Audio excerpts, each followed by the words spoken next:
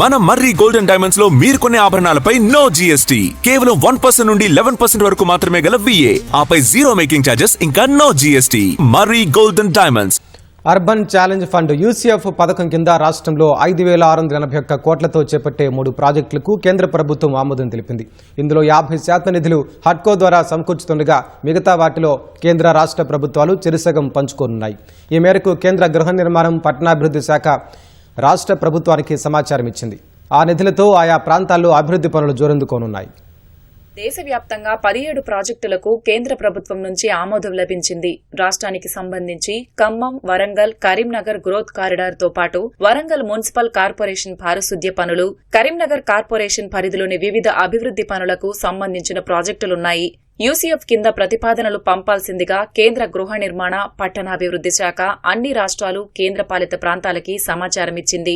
ఈ మేరకు రాష్ట్ర ప్రభుత్వం 3 ప్రాజెక్టులకు ప్రతిపాదనలు పంపింది. రాష్ట్రానికి సంబంధించి ఆమోదం పొందిన ప్రాజెక్టుల్లో ఎంతో కాలంగా వరంగల్ ప్రజలు ఎదురు చూస్తున్న అండర్ గ్రౌండ్ డ్రైనేజీ ప్రధానమైంది.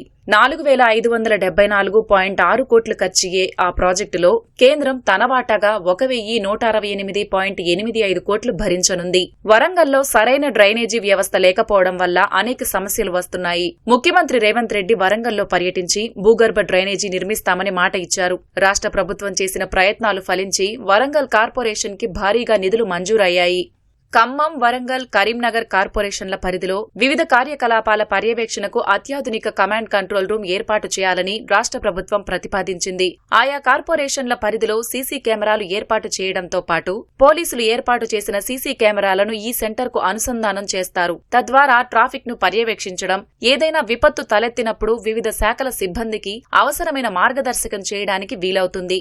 ఈ మేరకు 166.44 కోట్లతో ఖమ్మంలో ఇంటిగ్రేటెడ్ కమాండ్ కంట్రోల్ సెంటర్ నిర్మించేందుకు పంపిన ప్రతిపాదనలను ఆమోదించిన కేంద్రం తన వాటాగా 41.61 కోట్లు మంజూరు చేయనుంది. కరీంనగర్ డంపింగ్ యార్డ్ ఆధునికీకరణకు 80 కోట్లు, డ్రైనేజీల పునరుద్ధరణకు 130 కోట్లు, రోడ్డు, జంక్షన్ల అభివృద్ధి, స్కైవాక్, ఫుట్ ఓవర్ వంతెనల నిర్మాణానికి 630 కోట్లతో రూపొందించిన ప్రాజెక్టుకు కేంద్రం ఆమోదం లభించింది.